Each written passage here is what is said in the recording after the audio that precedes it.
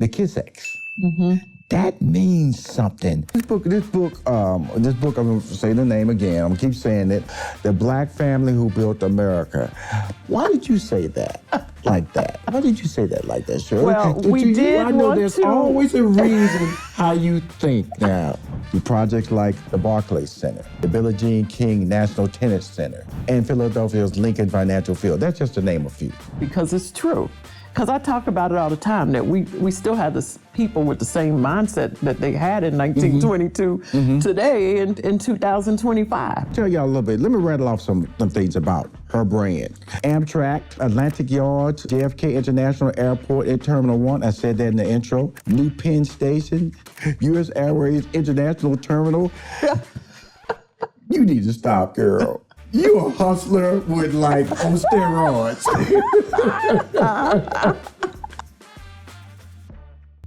My guest is the oldest minority woman-owned professional design and construction firm in the United States.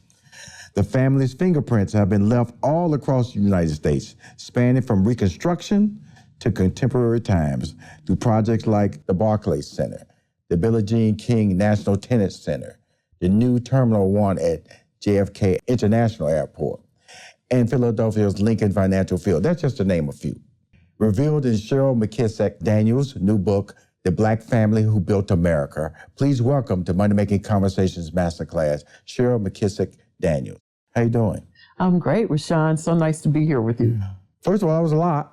That was a lot. That was a lot. When I sit here, first of all, I don't want to undermine the greatness of your family, but also it's the buck stops with you. How do you manage that level of expectation and also that history, Cheryl? Well, I have leaned into my family legacy. And I understand what it represents, and I understand the foundation that my forefathers have laid for me. We go all the way back to Moses the first, and with each generation, the foundation just increased. It became deeper and wider. Right. And so I stand on the shoulders of these individuals everywhere I go, and I remind myself of that. And that's what I'm representing. I walk into a room to sell new business. Right. And I know I have 4 generations of ancestors right there with me, cheering me on. You have centuries? Centuries. 230 years to be exact. Centuries of a resume? That's impressive. It's because I don't want to, I read your book, The Black Family Who Built America. A really amazing read for me, because my last name is McDonald. I don't know, McDonald's doesn't mean anything to me. McKissacks, that means something. Starting with the slave owner, the name you guys are carrying today, that is now tied to, which was a burden, which was a sense of tragedy, but now it's recognized as a uplifting, motivational, powerful name. Talk to us about that. Yeah, that is kind of interesting that we've taken on a slave master's name and it's now become our name and our brand. Right. And so, it's kind of like reverse discrimination. I mean, it's something in there that... I'm telling you something, Cheryl. Reading the book, I kept trying to wrap my head around this. I go, but this is a good thing, Rushion. This is a good thing. Right. Yeah. They're McKissacks. Right. But then when you read the book, you realize that William McKissack, which is the slave owner in North Carolina, and gave a great-great-great-grandfather the name Moses. That wasn't even his name. Right. And they come from Ashanti, which is this powerful African tribe in West Africa. And you guys in the book are trying to figure out, well, if he comes from a powerful African tribe, how did he get caught? How did he get enslaved? Right. So there's a journey that I've only experienced in my life through roots. Okay. Through roots. And so this book, it's kind of like a modern version of Roots to me, but with a much more powerful and enduring and growing legacy. Well, I totally agree with you. It takes roots and then overlaps business and the ability to overcome slavery and Jim Crow and all of the racism that took place in the South.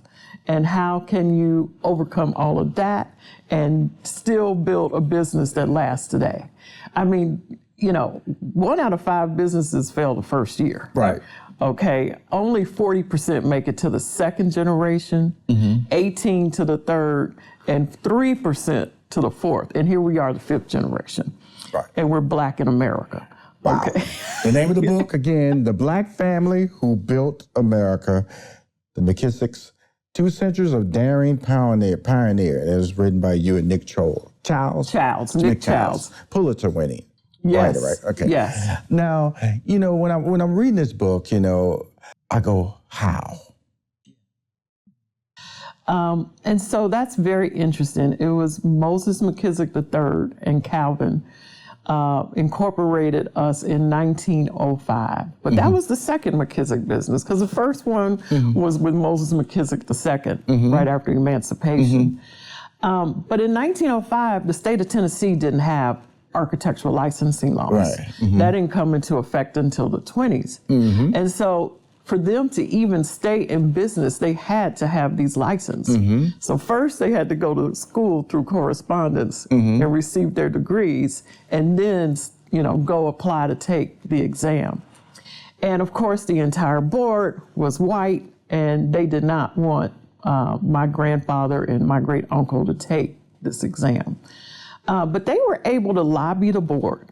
And when you're talking about business, you think about the fact that they had this characteristic that they could lobby the board and get just one board member to say, okay, we should not prevent these 2 gentlemen from taking this exam. And he had to use the excuse, they're not going to pass anyway. Right. And so they took the exam, they passed the first time. And, then the board's like, well, we don't really want to give these people. It's like, now we're stuck. Like, what do we do? But the same board member went back. And so I don't know who was the most clever in this, the McKissacks or the board member, or were they working together? I mean, to have this strategy that they used for the McKissacks to get their license, but they had to give it to them. And then they became the first Black licensed architects in America with license 117 and 118. And because of that, the Tennessee Licensing Board now gets all this notoriety because they have licensed the first Black men in America. And as a result of that, they have a reversal in their stands on whether they should be licensed or not. And they decide they should be licensed and help them to get licensed in 22 other states. But that story right there so reminded me of your situation when it came to the Barclays Center. Okay. It felt so parallel, and because you were lobbying, you were hustling. And when I go back in the 20s and I look at that story, that's all they were trying to do. They kept raising their hands, so they could do it no matter what. But they had to show they were qualified. They had to keep telling everybody they can do the job. Just give us a shot. So with me setting the tone, Cheryl, if it was written based on that parallel, talk about that experience that you just talked about, getting certified in the state of Tennessee, way back in the 20s, even though they had been doing business since 1905, to today, when the opportunity of the Nets coming to town, want to build a new arena, and the things you had to do. We're not giving away too much of the book. Okay. It's very interesting. I did not know I was reliving exactly what they relived. And I love that you're bringing up this parallel because it's true. Because I talk about it all the time, that we still have this people with the same mindset that they had in 1922 today in 2025. But like them, I knew that I needed to get to the right people to make sure that McKissack was a part of this. Now, just think, I'm looking at TV, I see Bruce Randy buying the Nets, and he hadn't even bought them yet, but I knew a new arena was coming with it. That's the hustling part I'm talking about. The hustling part, I'm sure, okay? And so, how am I going to be a part of it? And so, I began to think, okay, a third of the population in Brooklyn, at least a third, is Black. Right. You know, but it's a diaspora. Absolutely. Because it's not all, you know, it's Caribbean Black, Right. okay? Mixed in with Blacks from the South like me. And getting us all rowing together is not easy. Right. But I made sure that I made a list of all the Black organizations, all the Black influencers and political people, and I went to see them. And I went and told them my story, and I appealed to whatever they needed to hear. Right. I had to appeal to whatever they needed to hear. But it's an amazing story. I mean, Londell Macmillan. Okay. Stop. Because she gonna give away the book, and I want y'all to buy this book because of the fact that it's like she sees something on TV, she sees an opportunity. She didn't just go and, oh, that'll never be my opportunity. She figured out a way to, how do I get in front of it? How do I not only get in front of it, become a recognized participant of it? Now, when I began to study Calvin and Moses, you know, they had persistence, they were prepared, as you talked about, you know, they persevered. Yes. And they were on purpose. Right? And they were fearless. And they were fearless. Well, yes, they were fearless. I'm telling you, they had fearless. to be. And I'm telling you, Cheryl, you're fearless. I'm telling you. Let me just tell y'all a little bit. Let me rattle off some things about her brand, the McKissacks and McKissack's firm. Amtrak, Atlantic Yards, Central Terminal Building replacement at LaGuardia Airport, JFK International Airport at Terminal 1, I said that in the intro, MTA, New Penn Station, New Jersey Transit, the U.S. Airways Commuter Terminal F, U.S. Airways International Terminal. You need to stop, girl. You a hustler with like on steroids. That's great. Congratulations. But then you're not going to stop though. No, I mean, thank you so much for that. I want you to drop some gems on my audience, like the 5 P's of family resilience. Can you talk about that? Well, those are the 5 P's I gave you earlier. It's perseverance, persistence, preparedness. You've got to be prepared to deliver quality work. And then you got to be on purpose. Now, the 5th P I added, and that's prayer. Because sometimes you do get up in the morning and you say, it's not for me. I'm not going to make it. I'm not going to get there. It's just not for me. You cannot ever let that enter your mind. You have to come back and meditate on the fact that you're a winner. Why is it important that you write this book now, Cheryl? Oh, good question. This is the time that this book should be out because they are trying to do away with our history. Really? I'm so happy you're saying that. The Smithsonian Institute on Sunday in the Times, New York Times, they're talking about the president trying to erase anything around slavery. Yes. DE&I programs, which you know, I built my business on DE&I programs when I first arrived in New York with a company with almost 200 years of experience. Right. I still needed a DEI program. And so this book right here is a receipt to say we are around, we have a foundation, we're not going anywhere. You may not have known about Black excellence, you just ignored it, but we exist. And that is why this book is important right now. This book, I'm gonna say the name again, I'm gonna keep saying it, for audio purposes and visual purposes, if you get to see this on YouTube or on the television show, The Black Family Who Built America. When I read that, and I went, the Black family who, why did you say that like that? Why did you say that like that, Cheryl? Well, I know there's always a reason how you think now. Yes, it has a lot of connotations behind it. First of all, we did want to capture people's attention, but Black people built America. And that's the point we're making here. Right. That's why it's so timely. Yes. Because of the fact that we need to tell our stories and our roles, because so often Black people are stereotyped as needing a helping hand or always wanting something and not giving something. And we have a Black family that is at the forefront of high-level construction, decision-making, and rerouting the infrastructure of our daily lives, I would tell my staff, Cheryl, I tell them that we impact somebody's life every day. I tell them that, and I say that that's why I'm always talking about quality control. Now, I'm just in the audio game.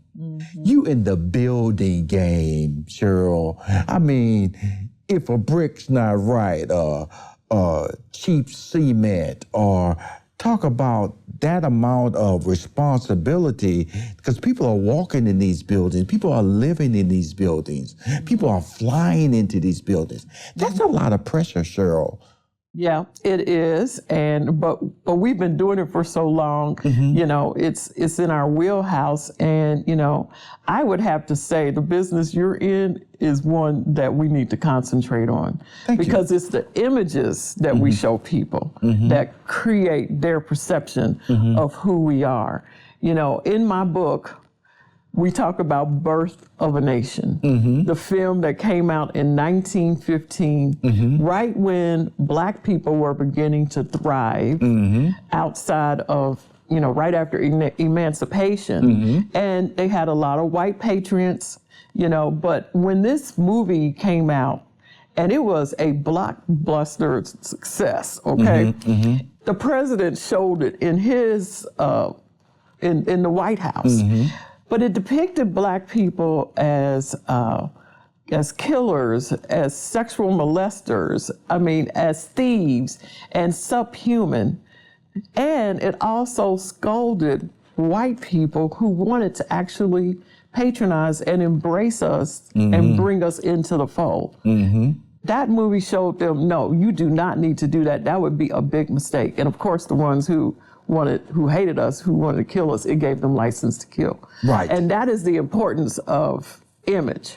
So I was just in Martha's Vineyard at the Black Film Fest, and that was my that kicked off my book tour. And this is exactly what I talked about, because where are we now? 100 years later, Black people are showing us on film, but it's not sanitized, it's not censored. It's who we are, who we really are. And, you know, I hope that we continue to do that. My guest is the oldest minority woman-owned professional design and construction firm in the United States. The family's fingerprints have been left all across the United States, spanning from Reconstruction to contemporary times, through projects like the Morris Memorial Building, Capers C.M.E. Church, John F. Kennedy International Airport, and Philadelphia's Lincoln Financial Field. Your book, Cheryl, I keep bringing it up, The Black Family Who Built America. It's important that in your book, I bring up your mom.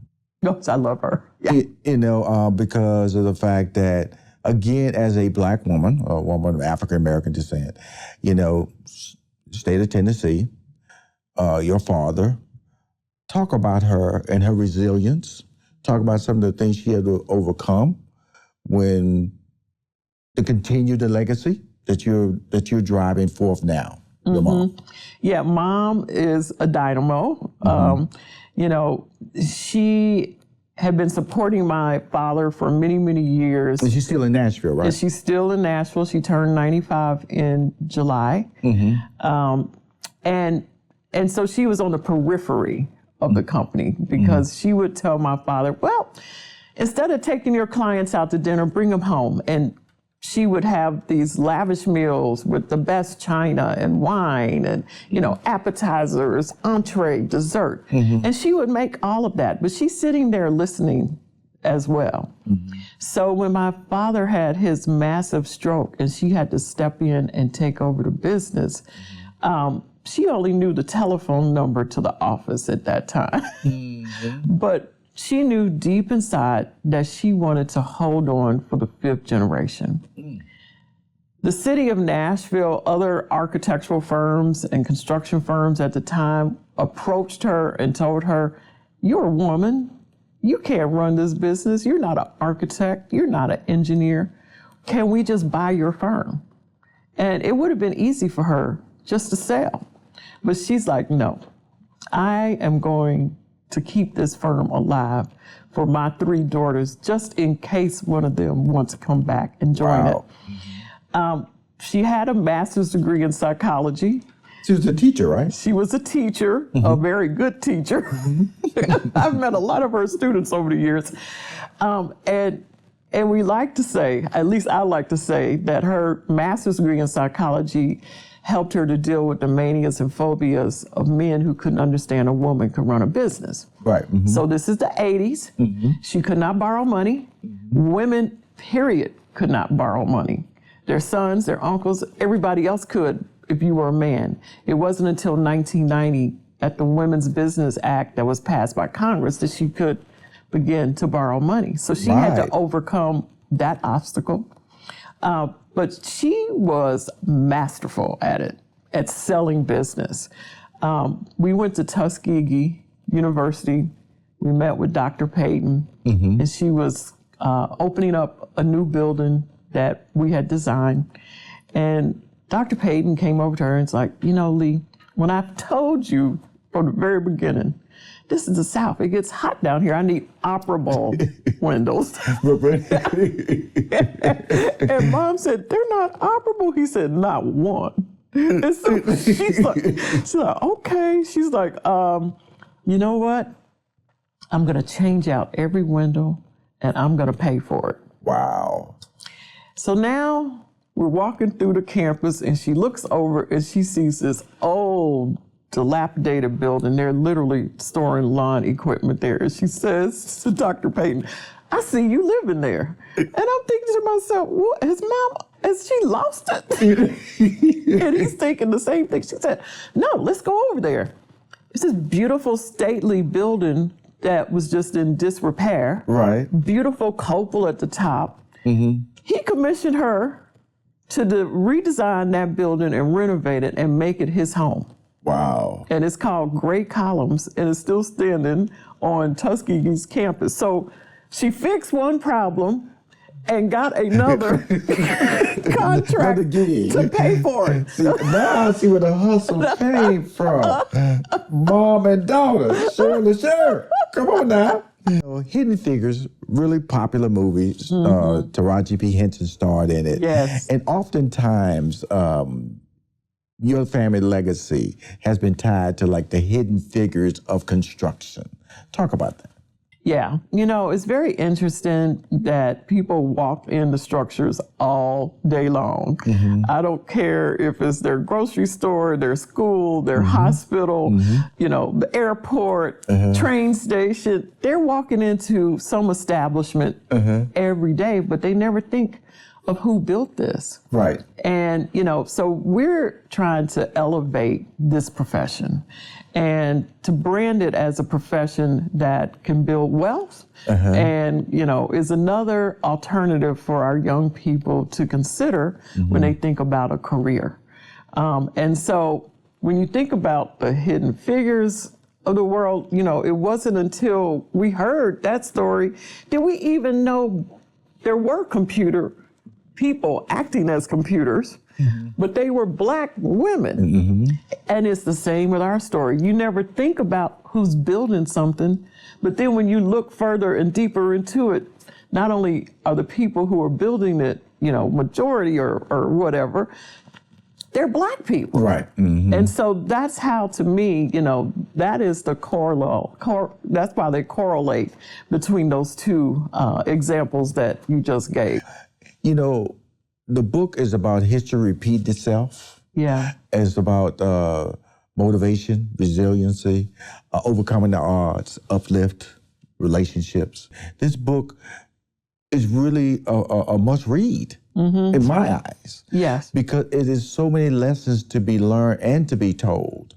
As we close out this interview, we've discussed a lot of amazing stories that are coming out of this book. Just a small part of your legacy that you continue today with your super hustle. Every time I have to call it super hustle. That's my nickname. Super hustle, how you doing, good girl? Because your family super hustled back then. Moses and Calvin, back in the day, Moses, when he's given the first opportunity, and they were being allowed to travel in the state of North Carolina with notes.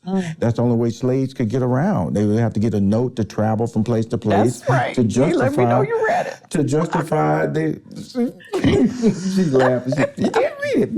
And so the legacy of McKissack and McKissack was William McKissack was a slave owner who purchased Moses when he was 11 years old. And that started the legacy that we're living today. Your final thoughts? My final thoughts, especially for the small businesses, the nonprofits, and all of that. Like, this book does talk about entrepreneurship, and that's the beginning. But let's talk about sustainability. How to keep it sustainable in perpetuity. Posterity. Let's talk about what do you need to do for that. And, I always tell business owners, you got to think about your exit. You got to think about your end game, because it's coming, whether you want it to or not. Succession is important. Yes. And so I just want to make sure people are really understanding that they need to plan a succession, and don't think you can do it like the last 2 years that you want to work before you retire. Right. This is something that takes 10 years to plan. In our world, we're creating and have created a very strong management team. So the company now can run with more than just me managing and telling everyone what to do. Matter of fact, it runs without me right now. Right. And I don't plan to retire or step back until 2030.